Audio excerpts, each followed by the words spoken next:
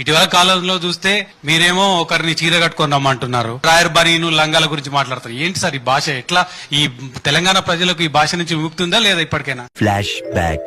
లోపల నా కొడుకులు ఛానళ్లు ఉన్నాయి కదా అని అడ్డగోలు చేస్తే చూసుకుంటూ ఊకుంటా అంటున్నాం. పండబెట్టి తొక్కి పేగులు తీస్తా గాడిద కొడుకులు నొక్కనొక్కని మైక్ వాన్ కింద పెట్టుకుని మైకు తీసుకొచ్చేవాడిని మూతి ముందల్లో పెడితే అట్లాంటి లపుట్ నా కొడుకులకు నేను సమాధానం చెప్పను. నీ ముడ్డి మీద డ్రాయర్ కూడా ఉండదు పీకడం మొదలు పెడితే బిడ్డ.